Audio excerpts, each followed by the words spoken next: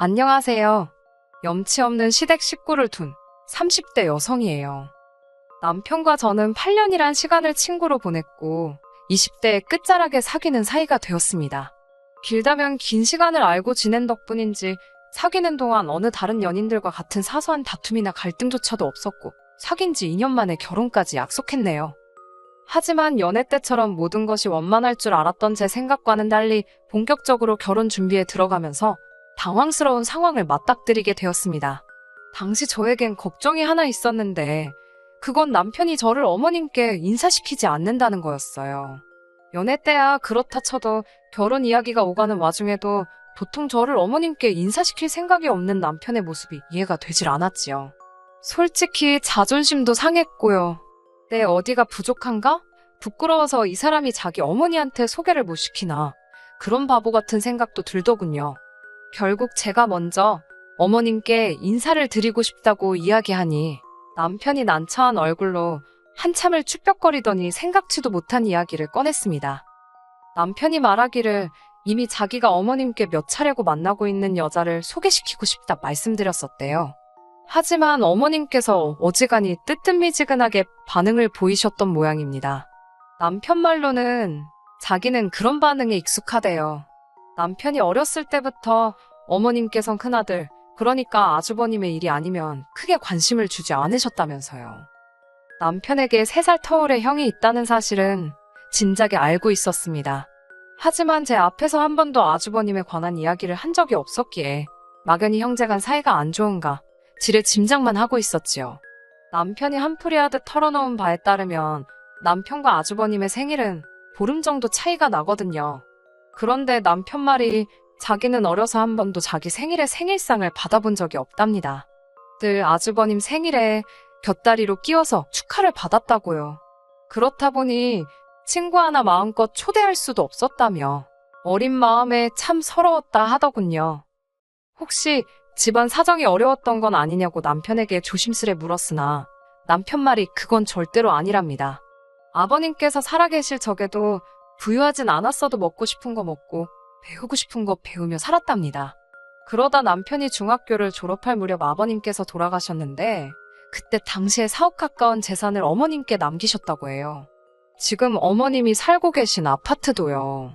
하지만 이 돈에 관해서도 할 말이 참 많네요. 남편의 가슴에 한처럼 남은 또 다른 일은 대학에 관한 것이었습니다. 남편이 말하기를 아주버님은 어려서부터 공부 쪽엔 영 소질이 없었대요.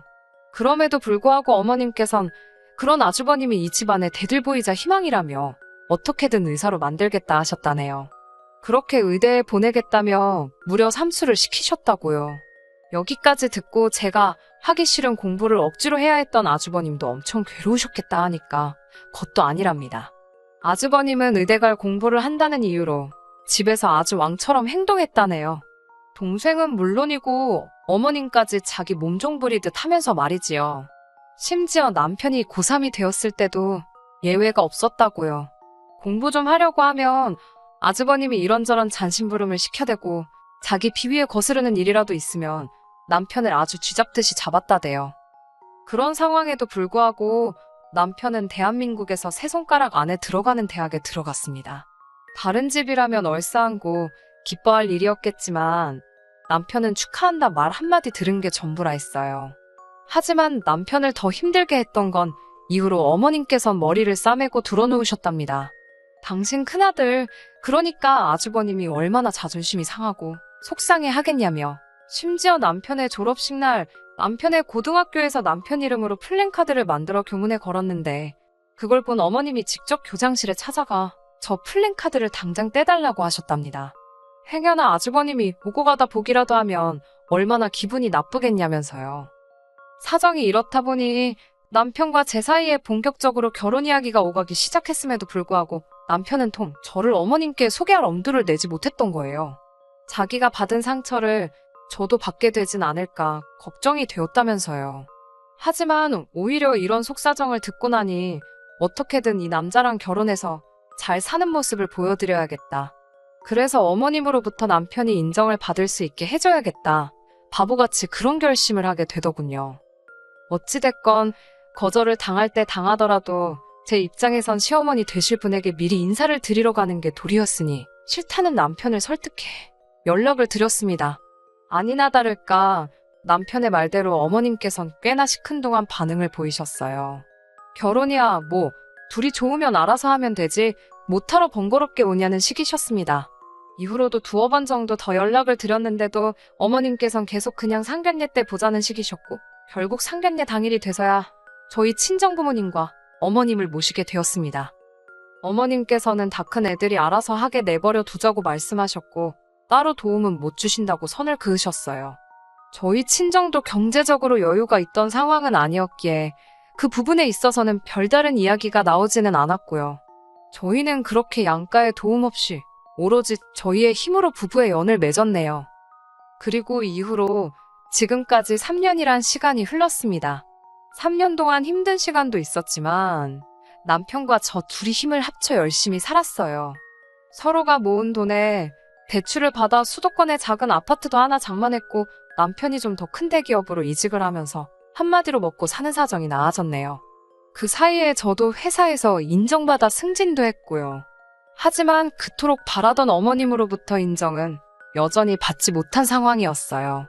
어머님께선 앉으나 서나 오로지 큰아들, 아주버님 걱정밖에 없으셨고 그런 아주버님 옆에 붙어 살아주는 형님이 고마워서 그러신 건지 입버릇처럼 큰며느리가 최고라 하시더군요.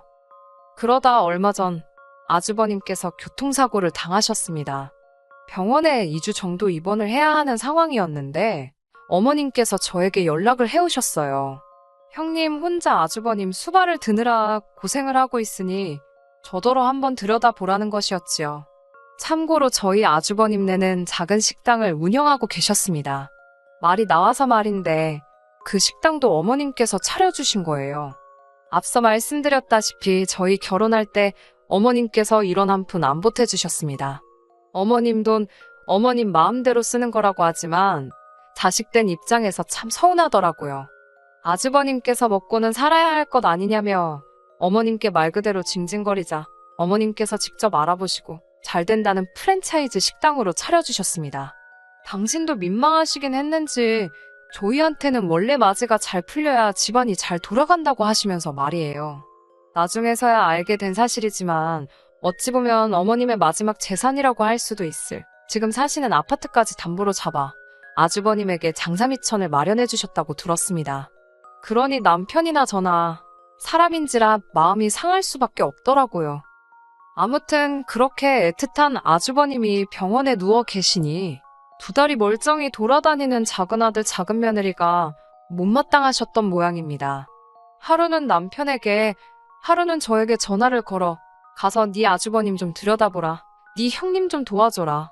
뻔히 남편이나 저나 직장 생활하느라 정신없는 걸 아시면서 어찌 그런 말씀을 하시는지 기도 안 차더라고요. 그래도 아예 얼굴을 안 비쳤다간 오지게 욕이나 먹겠다 싶기도 했고 결국 며칠을 못 가보다가 주말이 되어서 찾아가게 되었습니다. 형님은 뭐 한다고 이제 왔냐며 입술이 대빨 나와 있었어요. 아주 죽어서 장례라도 치른다고 하면 그때 오지 그랬냐는 게 저희를 향한 형님의 첫 인사였고요.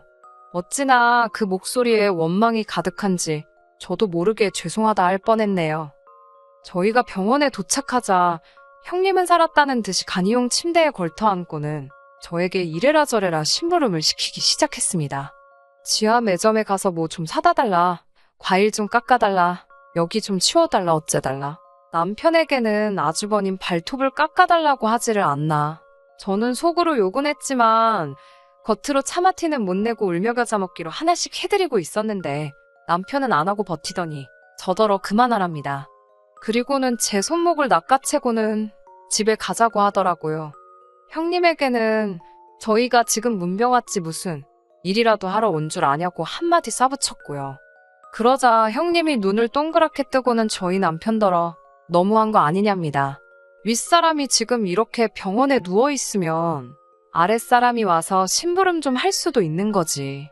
뭘 그걸 가지고 소란이냐면서 그러면 제가 미움을 받는다나요. 그러자 남편도 참지 않고 형이 무슨 나라를 구하다가 다쳤냐고 술 먹고 시비 걸고 다니다가 차에 치인 걸 뭘 불쌍하게 여기라는 거냐며 받아쳤습니다. 그러자 병상에 누워있던 아주버님이 너 지금 뭐라고 했냐며 가만 안 두겠다고 막말을 쏟아내더군요. 남편은 그런 아주버님을 무시하고 절 데리고 병실을 빠져나왔어요. 생각지도 못한 남편의 반격이라고 해야 할까요? 아무튼 뒷일이 걱정되긴 했지만 기분이 나쁘지는 않더라고요. 그래도 남편한테 잘했다 할 수는 없는 노릇이었으니 어쩌려고 그러냐 물었습니다. 남편은 자기도 모르겠다고 하지만 더는 당해주기가 싫더랍니다. 저도 솔직히 에라 모르겠다 싶어서 남편에게 당신 마음 편할 대로 하라고 했어요. 그렇게 며칠의 시간이 흐르고 형님한테 전화가 걸려왔습니다. 형님은 아무 일도 없었다는 듯이 아무렇지 않은 목소리로 저에게 잘 지내냐고 물으며 병원에 한번 와달라 하더군요. 아주버님한테 잡혀서 당신 볼 일은 하나도 못 보고 있다나요. 이때만 해도 평생 안 보고 살 사이가 될 거라곤 생각지 못했기 때문에 불쌍하기도 하고 괜히 측은한 마음이 들어 알겠다 했습니다. 그렇게 회사에 반차를 내고 병원에 갔어요. 그런 제가 형님 눈에는 호구로 보였나 봅니다. 형님께서 저한테 할 이야기가 있다고 하더니 아주버님 병원비 이야기를 꺼내셨어요. 저희더러 병원비를 내달라고 하시더라고요. 어이가 없어서 그게 무슨 소리냐고 물으려는 찰나에 분위기 파악도 못하고 이참에 어머님 용돈도 좀 올려드리랍니다. 어머님께 매달 50만 원씩. 그래도 남편이 자식된 도리한답시고 보내드리자고 해서 보내드리고 있었는데 그건 또 어떻게 알았는지, 그리고 알았으면 안 거지 지가 뭔데 올려드리라 말아 하는 건지 짜증나고 황당하더라고요. 기가 막히고 코가 막혀서 말씀 잘하셨다고 병원비는커녕 어머님 드리는 용돈도 이제 그만 드려야 할 참이라고 그랬습니다. 저희도 먹고 사는 게 빠듯한 데다 이제 아이도 가져야 하는데 언제까지 어머님 뒷바라지 해드릴 수가 없다 했어요. 그러자 형님께서는 자식된 도리도 모르냐며 아무리 먹고 살기가 힘들어도 굶고 사냐고 것도 아닌데 무슨 용돈을 드리네 못 드리네 그런 소리를 하냐입니다. 꼭 참던 제가 어머님한테 몇 억을 가져가셔놓고 이제 와서 저희한테 자식돌이 운운하시는 거? 부끄럽지도 않으시냐 물었습니다. 받아다 쓸 때 이런 날이 올 줄 모르셨냐고요. 받아 쓴 자식이 효도도 하는 거 아니겠냐고 저희는 할만치 한 것 같다 했습니다. 그러자 형님이 한다는 소리가 그 재산 자기가 썼냐입니다.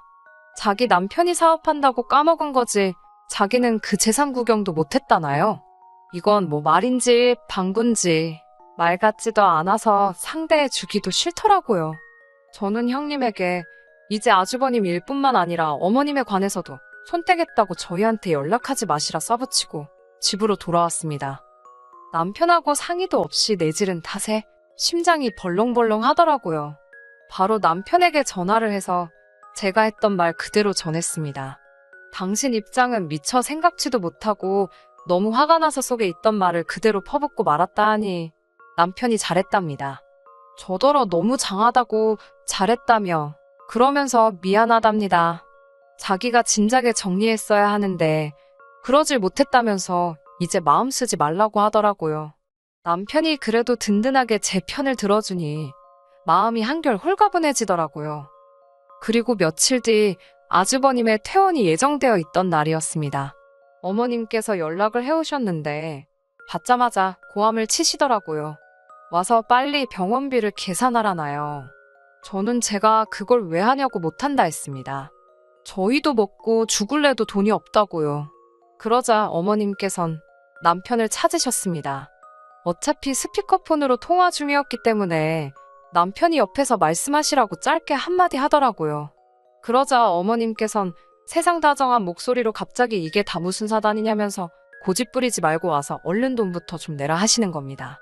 왜 죄 없는 네 형하고 형수 골치 아프게 하냐고 그런 걸로 심술 부리지 말라셨어요. 그런 어머님께 남편이 전에 없던 냉정한 목소리로 쓸데없는 소리 하실 거면 전화 끊는다 하더니 진짜 전화를 툭 끊어버리는 게 아니겠어요.